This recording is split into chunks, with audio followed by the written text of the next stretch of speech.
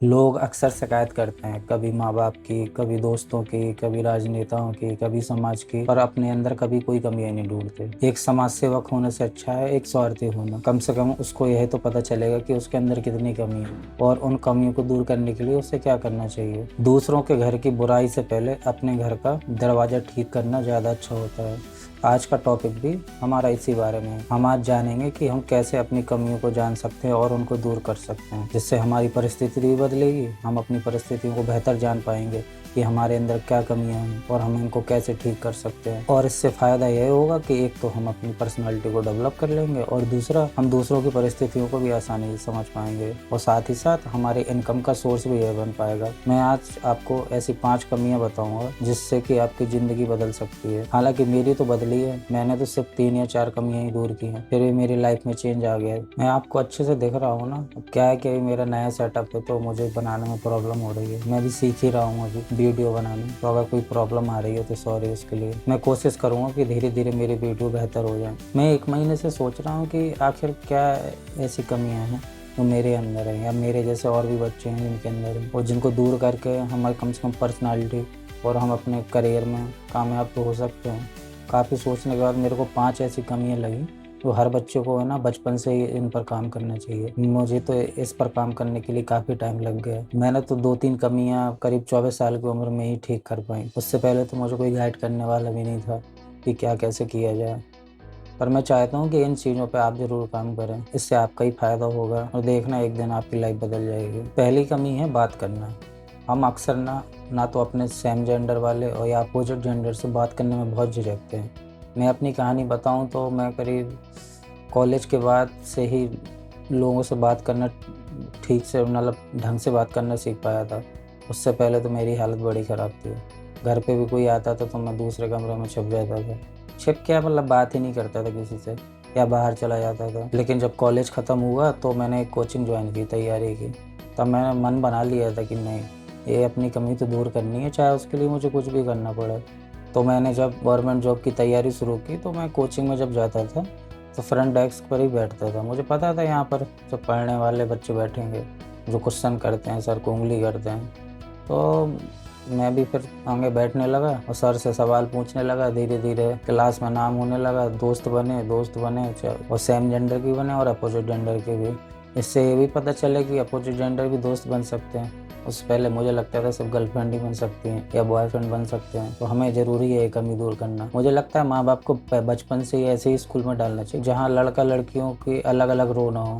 मैं तो बचपन से ऐसे ही स्कूल में पढ़ा हूँ, या लड़कों की रो अलग होती थी और लड़कियों की रो अलग होती थी। मुझे लगता है ऐसा गलत होता है, ऐसा तो नहीं करना चाहिए। आप उसकी एक स्कूल को मार ही देते हो। वो करीब 25-30 साल तो लड़कियों से बात करने में डरता रहेगा और फिर उसकी शादी कर दी जाएगी और फिर वो घरेलू हिंसा की शिकार होगी उसकी बीवी, और फिर हम उसको गलती देंगे कि ये गलती तुम्हारी है, जबकि ये गलती उसके माँ बाप की थी। बचपन से अगर उसको सिखाया गया होता कि लड़कियों से कैसे बात की जाती है या उनकी कैसी इज्जत की जाती है तो वो गलती कभी नहीं करता। तो हमें ज़रूरी है कि इस स्किल को तो ज़रूर अपन को बढ़ाना चाहिए। कोई भी हो, लड़का हो लड़की हो, किसी भी एज का हो, अभी भी शुरू कर रहा है तो उसको ये चीज़ शुरू कर देनी चाहिए, बात करना। बस बात करे, कुछ भी करे, हाय हेलो ही बोले, रास्ते में जा रहे हाय बोल दिया, कुछ भी बात कर ले पर करे। इससे उसको सामने वाले का नज़रिया समझ में आएगा, उसका डर खत्म होगा और उसको भी समझ में आएगा कि वो लोग भी हमारे जैसे ही हैं। हालांकि कुछ उस टाइप के लोग भी मिलेंगे, पागल टाइप के। अब यहाँ शब्द नहीं बोल सकता वैसा, पर आपको ज़्यादातर अच्छे लोग ही मिलेंगे जब आप बात करेंगे। तो हमें ये सोशल स्किल बढ़ानी चाहिए, वो ज़रूरी भी है। दूसरा पॉइंट हमारा स्टेज फियर है। हमें ना स्टेज में बात करने से बहुत डर लगता है और ये मुझे लगता है कि हर दूसरे बच्चे की, दूसरे क्या, हर 3 में से 2 बच्चे की यही प्रॉब्लम है। वो स्टेज में बोलने पे उसके हाथ पैर जाम हो जाते, मेरे भी हो जाते थे। मुझे पता है मैंने कैसे इस चीज़ को दूर किया। स्टेज में बोलने से मैं परेशान हो गया था और मैंने मन बना लिया था कि नहीं कि बेटा ओसो ऐसे तो नहीं चलेगा और ये चीज़ कम करनी ही पड़ेगी। मेरे कॉलेज में एक क्लास होती थी इंग्लिश की।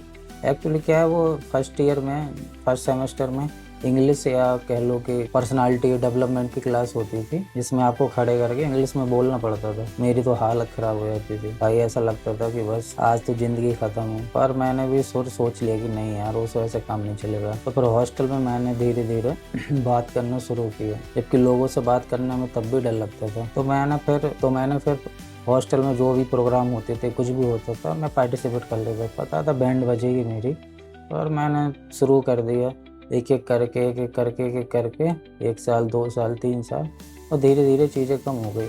हालाँकि उतने मौके तो नहीं मिले थे मुझे कि मैं जल्दी सीख लेता, पर 2-3 महीने, 3 महीने में मिलता था। धीरे-धीरे, धीरे-धीरे वो चीज़ ख़त्म हो गई। और फिर उसके बाद गैप हो गया मेरा, तो फिर मुझे उस चीज़ से डर लगने लगा। अभी भी डर है, क्योंकि अभी मुझे मौका ही नहीं मिला कभी स्टेज में बोलने का। काफ़ी टाइम से नहीं मिला, ना काफ़ी टाइम से मैंने बोला। तो अभी भी अगर मुझे कोई खड़ा कर दे तो मेरी हालत ख़राब हो जाएगी, और मैं इस पे ही काम कर रहा हूँ। पर मुझे लगता है कि पेरेंट्स को ना इस चीज़ के लिए ना बच्चों को बचपन से ही एप्रिशिएट करना चाहिए। जब भी क्लास में कोई प्रोग्राम हो या कॉलेज स्कूल में जब बचपन छोटे में रहता है, तो टीचर को भी ख़ास तौर पे बता देना चाहिए कि नहीं, मेरे बच्चों को इसमें पार्टिसिपेट कराओ। मना करे, कुछ भी करे, बस कराओ। कुछ भी बोले, 5 सेकंड खड़ा रहेगा, कोई बात नहीं, अगली बार 10 सेकंड खड़ा रहेगा। वैसे ही धीरे-धीरे उसका इम्प्रूवमेंट उसकी लाइफ़ चेंज कर देगा।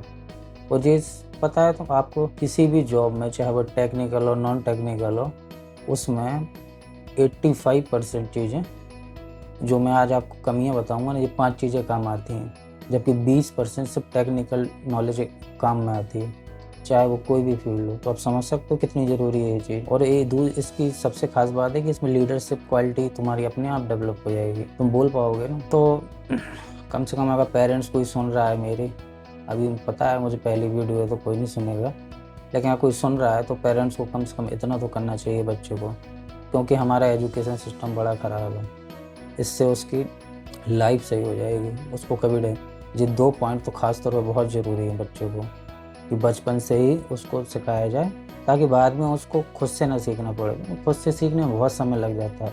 1-2 साल तो सोचता ही रहता है कि बस कल करूँगा, कल करूँगा, कल करूँगा, और फिर वो एक दिन चीज़ें होती नहीं है। तीसरा टॉपिक भी हमारा इसी से जुड़ा हुआ है, कैमरा के सामने बोलना। अब आज के समय में चाहे वो कोई भी फ़ील्ड हो, चाहे एजुकेशन हो, चाहे जिम हो, चाहे टेक्निकल चीज़ें हों, या कोई भी A to Z, चाहे आपको कुछ भी करना पड़े, आपको मार्केटिंग तो करनी पड़ेगी, क्योंकि बिना मार्केटिंग के आप बिज़नेस नहीं चला सकते। अगर खुद का चलाना चाहते हो, तो आपको कैमरे के सामने बोलना आना ही चाहिए। अगर आप जॉब भी करते हो तो कभी न कभी मौका पड़ता ही कैमरा के सामने बोलना पड़ जाता है।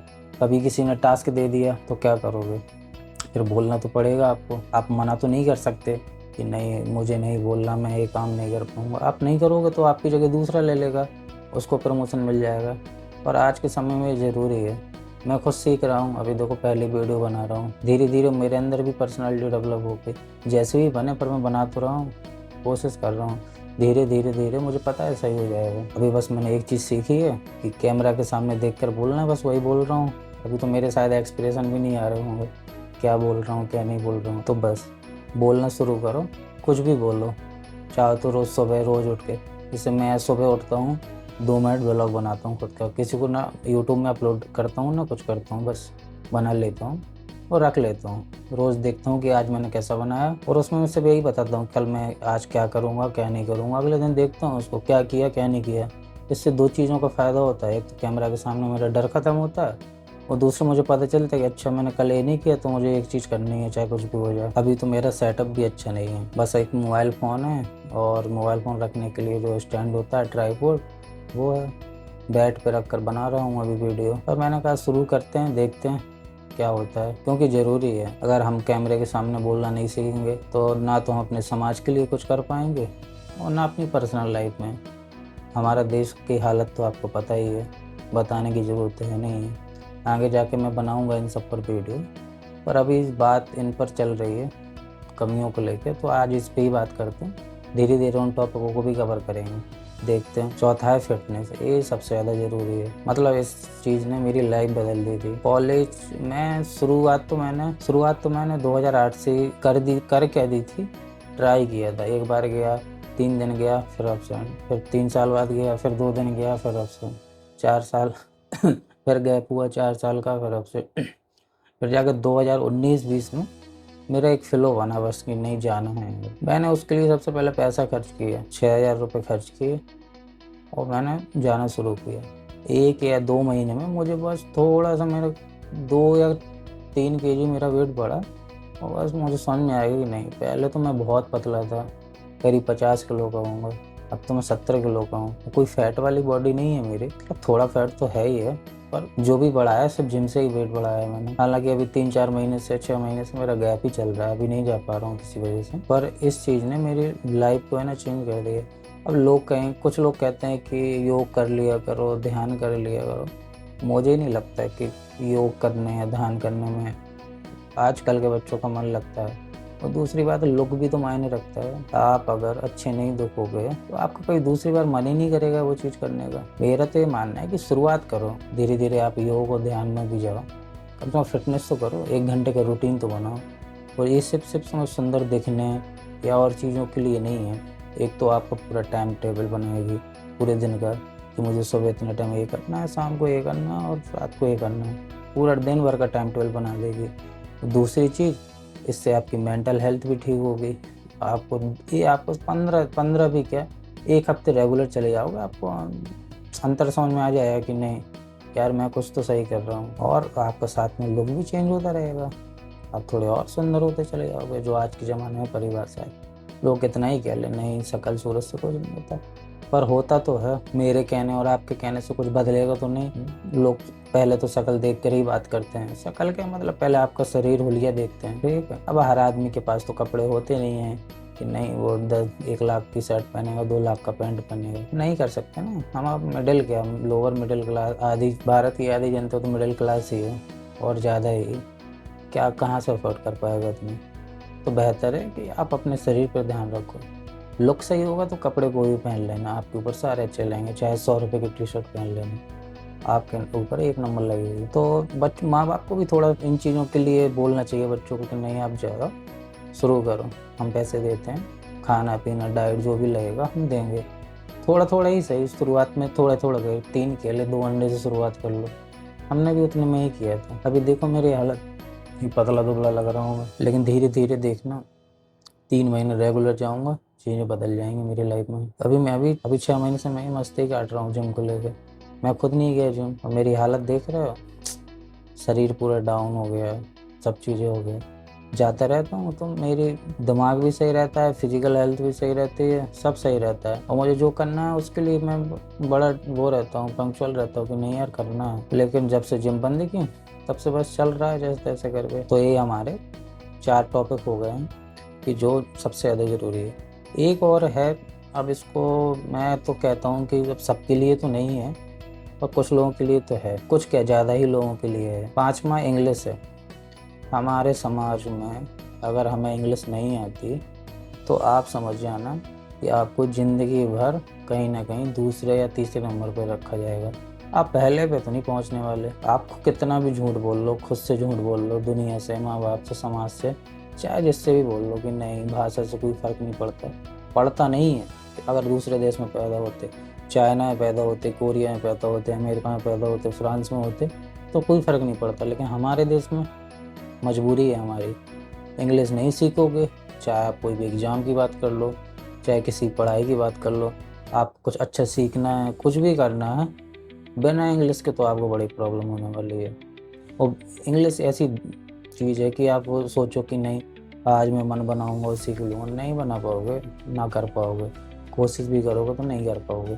एक कोई कर लेगा तो आप उसका एग्जाम्पल लेके बैठे रहोगे कि नहीं उसने तो कर लिया, वो तो 50 साल का था, उसको पता है उसने कैसे किया, तुम नहीं कर पाओगे वैसे। और इन सब के लिए ना माँ बाप को ना बचपन से ही उसको इसमें ट्रेन कर देना चाहिए, शुरू से ही। सीखता जाएगा 5 या 6 साल में, क्योंकि वो ऐसी एज होती है कि किसी क्या आपको हिंदी किसी ने सिखाई है, नहीं सिखाई, बोलना सीख गए ना, ऐसे इंग्लिश होती है, बोलना सीख जाओगे भाई, सुनोगे, देखोगे, बोलोगे, अपनी आप भाषा बोल जाएगी। लेकिन अब नहीं होता, अब हमारा काम ही ऐसा है, हमें किसी से बात करनी है हिंदी में बात करोगे, हमें कुछ लिखना है हिंदी में लिखोगे, हमें और कुछ चीज़ें करनी है सब हिंदी में करना है। कहाँ से आप इंग्लिश कर पाओगे। अलग से आप टाइम निकाल भी लोगे, कितनी देर निकाल लोगे, 15 मिनट निकालोगे, कुछ नहीं होता 15 मिनट से। सोचो एक बच्चा 24 घंटे एक भाषा का यूज करता है, तब जाके वो 2 या 3 साल में, 4 साल में बोलना थोड़ा बहुत सीख पाता है। तुम्हें लगता है तुम इतना उस 4 साल में जो 24 घंटे 24 भी नहीं बोलता होगा तो 12 घंटे तो बोलता ही है। शुरुआत में बच्चा कितना बोलता है सबको पता है, फिर कितना सुनता है, ये भी कितना सुनता है, कम से कम 12 घंटे में 10 घंटे तो सुन ही लेता होगा और 2 घंटे बोलता है। तो कहीं ना कहीं वो भाषा का कंजम्पशन तो कर रहा है, कैसे भी कर रहा हो। अब तुम सोचो कि अब मैं इंग्लिश का करूँगा, मैं मूवी देखूँगा इंग्लिश की और मैं इंग्लिश बोलूँगा, बात करूँगा।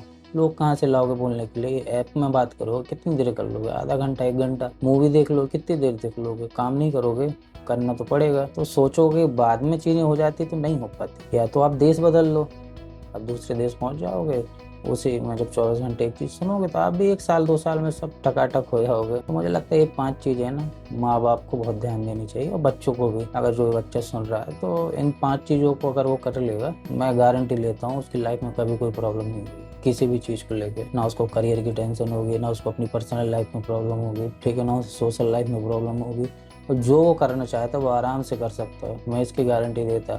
100 में से 90% लोग अगर 3-4 चीज़ें भी कर लें इसकी तो उसकी उनकी लाइफ चेंज हो जाएगी। तो ये था हमारा आज का टॉपिक। चलो कल मिलते हैं, बाय।